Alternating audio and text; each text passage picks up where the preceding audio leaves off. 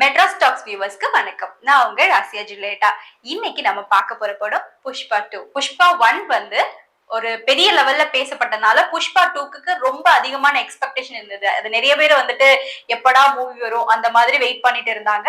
And இன்னைக்கு December 5 இன்னைக்கு Pushpa 2 release ஆயிடுச்சு. காலையில போய் படம் பார்த்துட்டு வந்துட்டோம். சோ புஷ்பா 2 அதோட கதை எடுத்துட்டீங்கன்னா ஆல்மோஸ்ட் வந்து புஷ்பா 1ஓட கண்டினியூட்டி தான். ஒரு ஸ்மக்லரா இருந்துட்டு அவரோட லைஃப்ல நடக்கக்கூடிய விஷயங்கள், அவர் வந்து சில விஷயங்கள்ல வந்து பண்ணணும்னு நினைச்சிட்டாருன்னா அது எப்படி பண்றாரு, அவரோட ஒய்ஃபுக்காக வந்துட்டு ஒரு சிஎம்ஏ எப்படி மாத்துறாரு, இந்த மாதிரி வந்து கதைகள் போகும். அவர் சேலஞ்ச் வச்சாருன்னா அந்த சேலஞ்சை கம்ப்ளீட் பண்றது. சோ இந்த மாதிரி சில விஷயங்கள் தான் வந்துட்டு இதுல வந்து ஒரு ஸ்டோரி சீக்வன்ஸா ஒரு 2-3 இதா எடுத்து ஒரு ஸ்டோரியா ஃபுல் மூவியா எடுத்திருக்காங்க. படத்துல வந்து ஆக்டிங் ஸ்கோப் பாத்துட்டீங்கன்னா அல்லு அர்ஜுன் சொல்லவே வேண்டாம், செம்மையா பண்ணிருக்காரு. அவர் வந்து ஆக்டிங் லெவல் ஆகட்டும், இல்ல ஃபைட் ஆகட்டும், டான்ஸ் ஆகட்டும், எப்படி சொல்றதுன்னா லைக் சின்ன சின்ன விஷயங்களையும் வந்துட்டு ஒரு நார்மலா ஒரு ஆக்டர் அப்படின்னு சொல்லும் போது வந்துட்டு இவ்வளோத்தையும் உட்கார்ந்து பண்றது வந்துட்டு ரொம்ப எப்படி சொல்றது, ரொம்ப டஃப்பான விஷயங்கள்.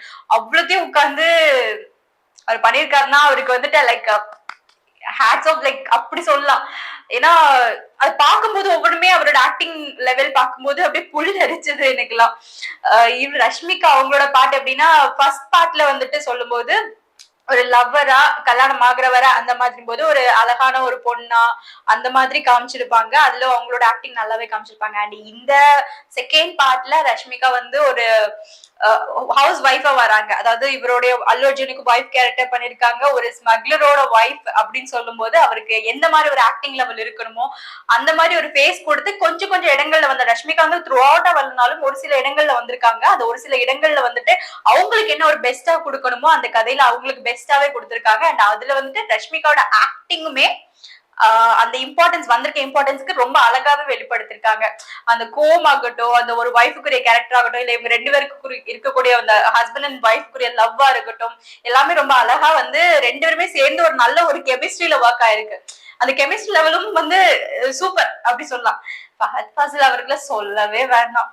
இஸ் லைக் பா அப்படிங்கும்போது எனக்குலாம் ஒரு ஸ்டேஜ்ல கன்ஃபியூஸ் ஆயிடுச்சு. உண்மையா ஃபஹத் தானா அப்படின்னு பக்கத்துல உள்ளவங்க கூப்பிட்டே கேட்டேன். ஹீஸ் லைக் ஒரு ஃபஹத் வந்து அவரை வந்து ஸ்கிரீன்ல பார்த்த மாதிரி இல்ல, ஒரு கம்ப்ளீட்டா ஒரு வெறி பிடிச்ச ஒரு பர்சனாலிட்டி இருந்தா எப்படி இருப்பாங்க அந்த மாதிரி இருக்கு. ஒரு சைக்காட்டிக்கா பயங்கரமா பெர்ஃபார்ம் பண்ணிருக்காங்க.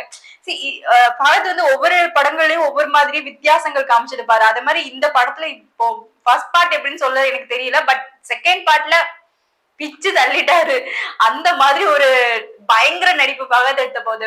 சோ டைரக்ஷன் டீம் பத்தி கண்டிப்பா சொல்லியே ஆகணும். இந்த ஸ்கிரிப்ட் ரைட்டிங்கா இருக்கட்டும், இந்த ஸ்டோரியா இருக்கட்டும், இல்ல டைரக்ஷன் பார்ட்டா இருக்கட்டும், ஒவ்வொரு விஷயங்களும் சின்ன சின்ன விஷயங்களை பார்த்து செதுக்கி பண்ணிருக்காங்க. ஏன்னா ஒவ்வொரு மைன்யூட்டான டீடைல்ஸுமே ரொம்ப வந்து பார்த்து பார்த்து எழுதியிருக்காங்க. பிகாஸ் இது எப்படி சொல்றதுன்னா இந்த ஓவராலா அதை பார்க்கும்போது ஓவராலா இல்ல மொத்தமா அந்த மூவியை பார்க்கும்போது ஒவ்வொரு டீடைல்ஸுக்குமே வந்து இம்பார்ட்டன்ஸ் கொடுத்திருக்காங்க.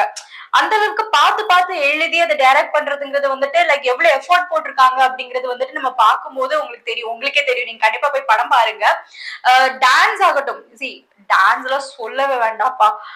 நம்ம என்னடா இது ஒரு ஸ்மக்லிங் மூவி தானே, என்ன இருக்க போகுது, சும்மா ஏதோ குத்துப்பாட்டு இருக்கும் அப்படிங்கிற மாதிரிதான் இருக்கும். ஆனா அந்த போட்டிருக்க ஒவ்வொரு ஸ்டெப்ஸும் இருக்கு பாருங்க சாங்ஸ்ல.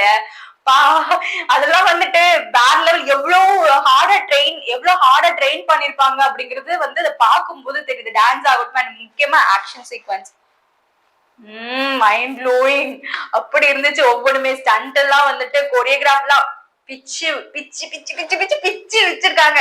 எப்படி சொல்றது, இவரு வந்துட்டு அந்த அம்மனா மாதிரி வேஷம் போட்டுட்டு 2 ஃபைட் சீன்ஸ் இருக்கும். அது வேற லெவல் ஃபைட். எப்படி சொல்றதுன்னா ஒரு ஒரு ஒரு ஃபைட் சீன்ல வந்துட்டு அவருக்கு கையெல்லாம் கட்டி போட்டு ஃபைட் இருக்கும் பாருங்க. ஐயோ எனக்குலாம் வந்து எனக்குலாம் ஒரு மாதிரி ஆயிடுச்சு. அந்த மாதிரி ஒரு ஃபைட். நீங்க பின்னாடி கை கட்டியிருப்பாரு, ஒரு வாயாலேயே ஃபைட் பண்ணுவாங்க. அது வந்து பிராக்டிக்கலி பாசிபிளான்னு கேட்டா அப்படிலாம் நம்ம யோசிக்க கூடாது. ஒரு என்டர்டைன்மெண்ட்ல பார்க்கும்போது அது அந்த மியூசிக் ஆகட்டும், பேக்ரவுண்ட் மியூசிக் ஆகட்டும், எல்லாத்தையும் சேர்த்து பார்க்கும்போது எனக்குலாம் அப்படி கூஸ் பம்ஸ் அந்த மாதிரி இருந்துச்சு. ஒரு நல்ல இது. டியூரேஷன் பார்க்கும்போது 3 ஹவர்ஸ்க்கு பிளஸ் ஆகுது. அதெல்லாம் வந்து யோசிக்காதீங்க. பிகாஸ் இந்த மூவி வந்து உட்கார்ந்து பாத்தீங்கன்னா ஃபர்ஸ்ட் எனக்கு தெரிஞ்சு ஃபர்ஸ்ட் ஹாஃப்ல நடுவுல ஒரு 10 to 15 மினிட்ஸ் கொஞ்சம் லாகிங்கா இருந்த மாதிரி இருந்தது. என்னடா இது என்ன ஃபுல்லாவே அப்படி ஸ்மக்லிங்கா போகுதே, போரா போயிடுமோ அப்படின்னு நினைச்சேன். அந்த 10-15 நிமிஷம் கடந்த உடனே அப்படி ஃபிளைட்ல போன மாதிரி ஒரு எக்ஸ்பீரியன்ஸ். ஃபிளைட் தான், உண்மையாவே ஃபிளைட்ல ஏறி உட்கார்ந்த மாதிரி இருந்துச்சு. 3 மணி நேரம் முடிஞ்சு 3.5 மணி நேரம் ஆல்மோஸ்ட் முடியும் போது படம் முடிஞ்சிருச்சா, ஏன் அதுக்குள்ள முடிஞ்சிருச்சு அப்படிங்கிற மாதிரி இருந்துச்சு. அது கம்ப்ளீட்டா ஸ்டோரி உள்ளே போயிட்டேன்.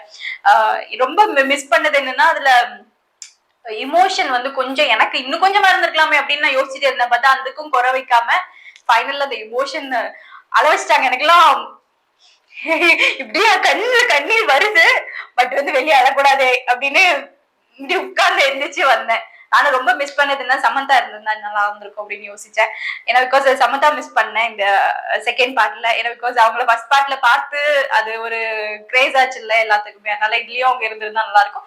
ஸ்ரீ கண்டிப்பா வந்து ஸ்ரீ வந்து அவங்களோட சாங்ல வந்துட்டு அவங்களோட டான்ஸ் பெர்ஃபார்மன்ஸ் ஆகட்டும், அவங்க அந்த ஹாட்னஸா இருக்கட்டும், எல்லாமே கரெக்டா ஸ்ரீ கொடுத்திருந்தாங்க. ஸ்டில் ஐ மிஸ் நம்ம சாம.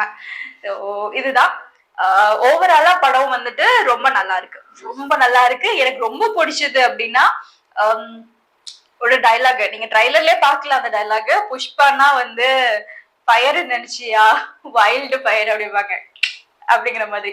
சோ உண்மையாவே படம் வந்துட்டு தீ இல்ல, காட்டு தீ மாதிரி பண்ணிருக்காங்க. காட்டு தீய போய் பாருங்க, கண்டிப்பா சூப்பரா இருக்கும் ஓவராலா. சோ இதெல்லாம் போக வந்துட்டு பார்ட் 2 என்னடா, என்ன பார்ட் 2 பார்க்கும்போது என்னன்னா நிறைய இடத்துல வந்துட்டு நம்மளுக்கே தோணிட்டு படம் முடிஞ்சிருச்சா அப்படின்ட்டு 2-3 இடங்கள்ல இருந்துச்சு. ஏன்னா வந்து ஒரு சுபம்னு ஒரு டைட்டில் போடுற மாதிரி எல்லாம் வந்து சீன்ஸ் ஏன்னா வைக்கிறாங்க. என்ன சொல்ல வரேன்னா, ஒரு மூவி வந்து இப்படியே எடுத்துட்டு போகாம திடீர்னு டவுன் ஆகிட்டு ஒரு சந்தோஷமா ஒரு இடம் வரும். படம் முடிஞ்சிச்சு போல அதுக்குள்ள அப்படின்னு. ஏன்னா பிகாஸ் எனக்கு தெரியாது, ஃபர்ஸ்ட் நான் பாக்கல. 3 மணி நேரம் 20 நிமிஷம் எல்லாம் இருக்கும்னு எனக்கு தெரியாது மூவி. நான் படம் அதுக்குள்ள முடிஞ்சிச்சு போல அப்படின்ட்டு நான் 2-3 இடத்துல நான் நினைச்சிட்டேன். கடைசியில பார்த்தா படம் முடியல. அடுத்த ஒரு சீக்வன்ஸ் போகுது, திடீர்னு அதுல இருந்து இன்னொரு ட்விஸ்ட் கிளம்பி இன்னொன்னு போகுது. இப்படியே போயிட்டு இருக்கும் போதுதான் பார்ட் 3க்கு லீட் வந்துட்டு குடுக்குறாங்க. இந்த பார்ட் 3 லீடு யாரு அப்படிங்கிறது வந்துட்டு பார்ட் 3ல பாக்கலாம். ஏன்னா பிகாஸ் லைக் ஏன்னா அந்த பார்ட் 2ல நிறைய கேரக்டர்ஸ் வந்து காணாம போயிட்டாங்க. அந்த கேரக்டர்ஸ்ல யாரா இருக்கும் அப்படிங்கிறது தான் அந்த பார்ட் 3ல தான் தெரியும். அதோட லீடு மட்டும் அந்த பார்ட் 2ல வந்து கடைசியில கொடுத்துருக்காங்க. லெட்ஸ் சீ, பார்க்கலாம். புஷ்பா பார்ட் 3 வந்து சீக்கிரம் வரும்னு நம்ம நம்புறோம். ஒரு நல்ல என்டர்டைன்மெண்ட் மூவி. இந்த வீக்கெண்ட்ல நீங்க போய் பார்க்கணும்னு நினைச்சீங்கன்னா கண்டிப்பா புஷ்பா 2 போய் பாருங்க. எனக்கு ரொம்ப பிடிச்சிருந்தது. ஏன்னா பிகாஸ் நான் என்ஜாய் பண்ணி பார்த்தேன். ஸ்டில் இன்னும் அந்த மூவில இருந்து ஏன் வெளியே எந்திரிச்சு வந்தோம் அப்படிங்கிற மாதிரி இருக்குது. எனக்கு ஃபுல்லி சாட்டிஸ்ஃபைடா இருக்கிற மாதிரி ஒரு ரேட்டிங்க கொடுக்கலாம் நம்ம. அந்த மாதிரி ஒரு நல்ல படம். மிஸ் பண்ணாம பாருங்க. இந்த லாஜிக் அப்படிங்கறதெல்லாம் வந்துட்டு யோசிக்காதீங்க. அது அப்படி லாஜிக்கலா யோசனை எந்த படமே இருக்காது, சினிமாவே இருக்காது. உங்களுடைய ஃபீட்பேக் என்ன அப்படிங்கறத எங்களுக்கு தெரியப்படுத்துங்க.